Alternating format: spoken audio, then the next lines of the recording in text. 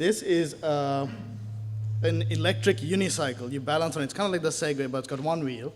And this came out about a year ago in the US, and it ran for about $1,500 to $2,000, depending on the specs. And it was wildly successful. But the bigger story here is this. So these were all the products that came out in China within a few months of that initial solo wheel. The first one is the Razor model. It's got a seat. It goes faster. The second one has two wheels for more stability and has a holder for your tablet. And you got a few dozen more if you go to any of these sites that you can find. All these iterations came within just a few months of the initial solo wheel. So why is this relevant? This is relevant because of this city called Shenzhen in China, in southern China, that is an extremely dynamic ecosystem where they can build and rapidly iterate on anything at extremely fast pace. Oh, one more thing. The initial price was $1,500 to $2,000 in the US. These were anywhere between $200 to $400. So we were in China about a month ago, and we actually went to visit one of these factories that were building unicycles. You can see them. You can see there's a parts inventory, the actual assembly line, the packaging, and they'd only been at this for a few months. And this was a third generation product, and they were already developing their fourth generation product when we met them. And what did they use to do before? They used to make tablets. And actually, when we visited them, they had one line of manufacturing making tablets, another one making unicycles.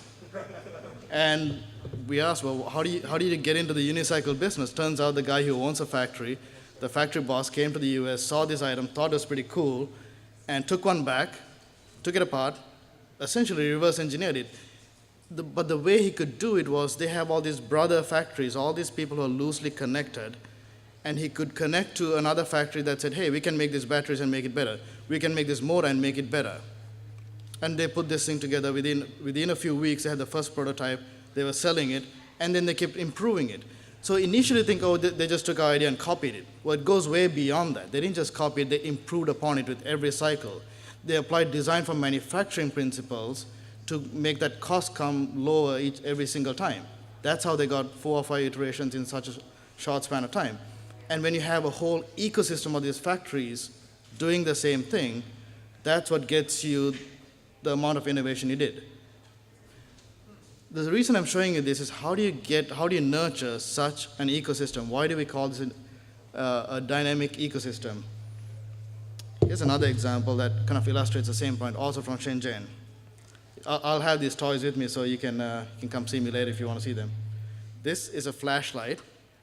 It's a boom box. It's a USB charger. Also happens to be a phone. It's got dual SIM. It works really well. It costs about $30. This is a little car. Also happens to be a phone. Because why not? Why wouldn't you want a car to be a phone? This little gadget is pretty sweet. It's a fully functional smartphone, runs really well, runs Android Jelly Bean 4.3, and it costs $35. This is incredible. This little thing, it's a feature phone, costs $12. Now, this doesn't make sense in the US, but if you think of Africa, where most of your banking is done on M-Pesa, now you have a bank in your pocket. So it's extremely applicable. This one, it's an iPhone when you look at it. But if you open up the App Store, it goes to Google's Android. So it's an Android running on iPhone.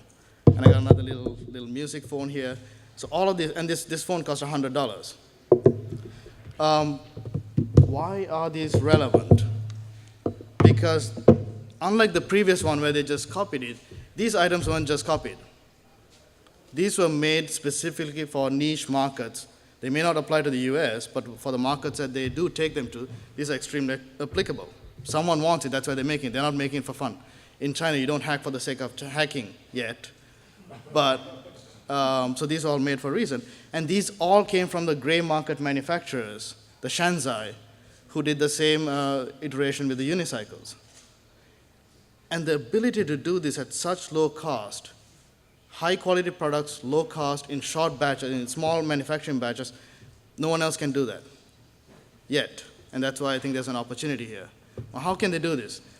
They have a large number of people, participants, a diverse set of participants within a small proximity.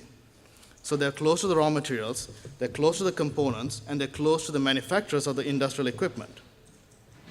They also have access to manufacturing expertise, both the talent and the tacit knowledge of doing this over years.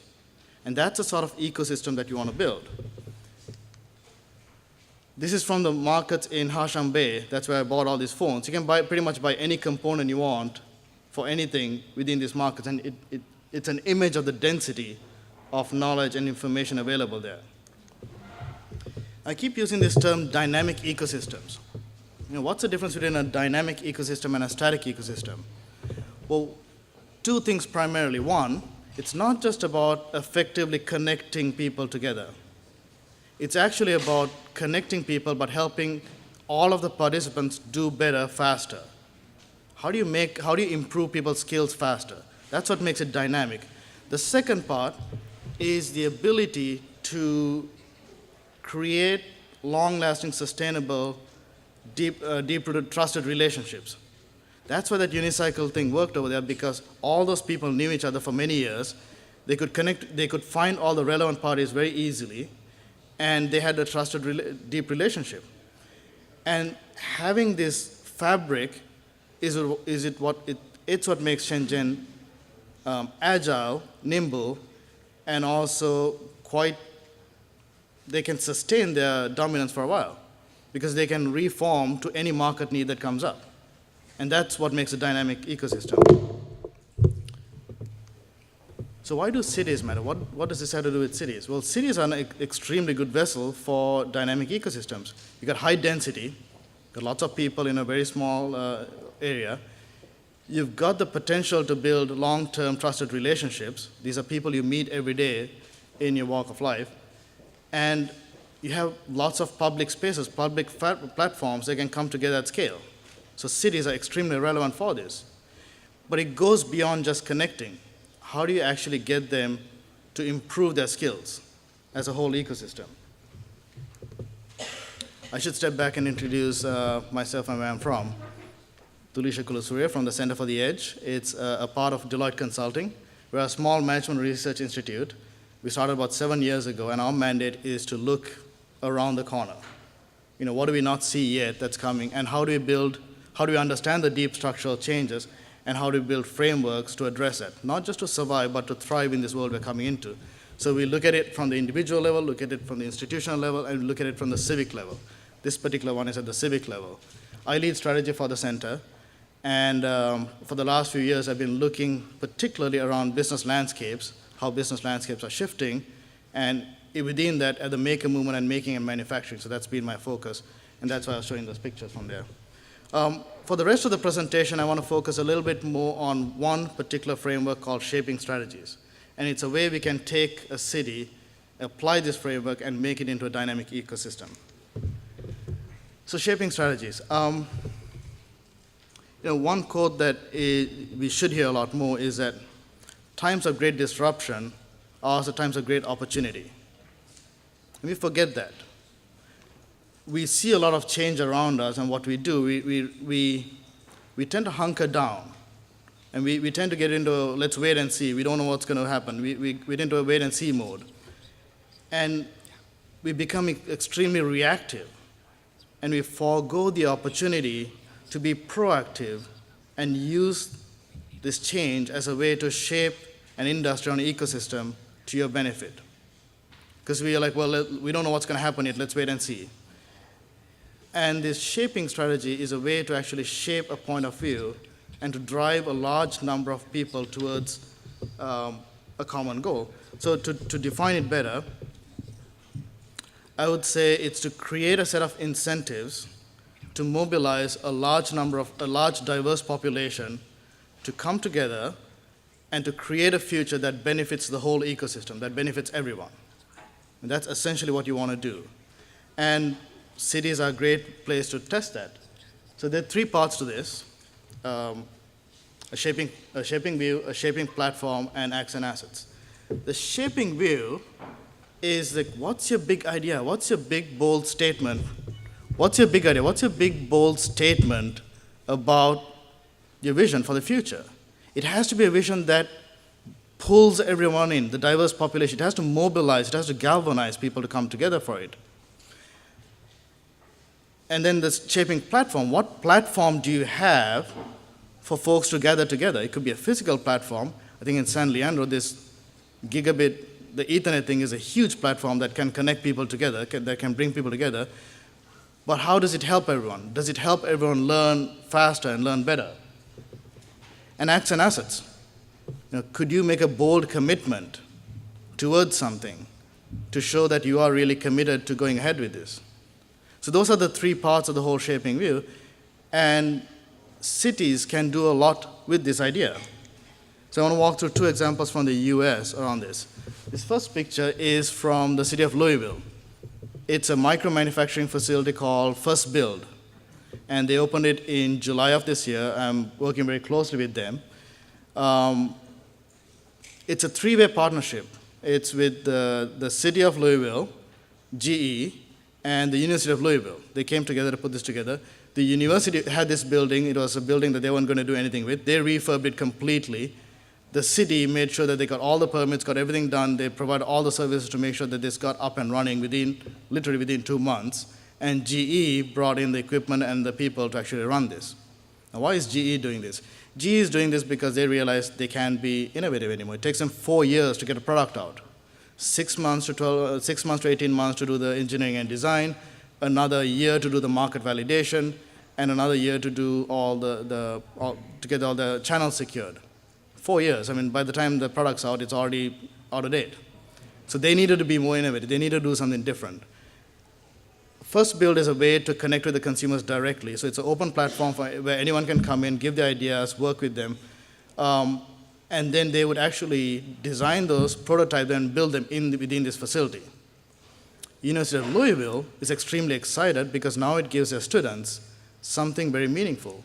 There's a lot of discussion today about our education system being misaligned with meaningful work. This is meaningful work that they can start interacting while they're in school itself. So it gives them huge access to kind of meaningful work while they're in school. The city of Louisville is competing with all the other cities in terms of bringing all the talent they want into the city, to keep people in the city, to make it vibrant. This is a great way to keep them in the city. So that's the first example. This is from the helpline at the tech shop at Arizona State University. So that's another three-way partnership. City of Chandler, Arizona State University, and Tech Shop came together. For those of you who haven't heard of Tech Shop, it's like a gym for makers. It's about $1 million worth of equipment for the price of a gym membership. You get a membership and you can go in there 9 to midnight every day and go work on anything you want to. Again, three parties come together. In this case, the city of Chandler owned the building. They refurbed the building. ASU built their own innovation center next to it and bought all the equipment, and Tech Shop is running and managing all the equipment here. Again, why did they do it? City of Chandler is trying to bring people into the city. They're trying to attract people into the city and make it more vibrant. They want to be an innovation hub. They've got quite a few thousands of engineers who work for Intel and a few other places within that area who don't really connect with the rest of the community. And they want to have a common space for people to connect. ASU wants their students, again, just like University of Louisville, to have a place to do real meaningful work. They want them to connect with the experts and the amateurs. They want the students to connect with the engineers from Intel to make something new. Again, great way to bring all these people together. And Tech Shop wants to expand in a meaningful way. So in both these cases, you could see how you use a leverage function where no one entity has to take the whole burden, but create something incredible. And you're growing the pie. You're not trying to share the pie. You're creating something new. But what's missing in both these examples is that they weren't big and bold enough. There were single instances. There were signals of what you could do. But in all those cases, there wasn't a stated shaping view. The mayor, the city didn't come out and say, look, we want this to be what we want the city to be. This is what we want the city to be. So it wasn't galvanizing enough people. It definitely built community around that physical platform, but not enough. It was also just one single platform, right? In both cases, it was a manufacturing facility. Could it be more? Could it be a whole string of things? So the platform could be bigger. They did make commitments in terms of, supporting that event, but could they make a bigger, bolder commitment?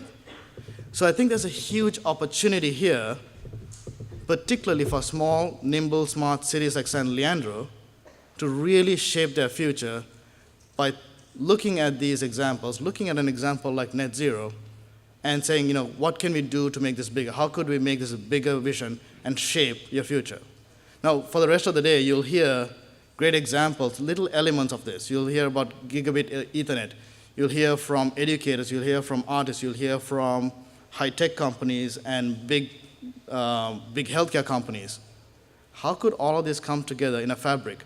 What vision would you present? How could you galvanize all these diverse participants to come together to create a very dynamic ecosystem, an agile, nimble ecosystem like Shenzhen? Thank you.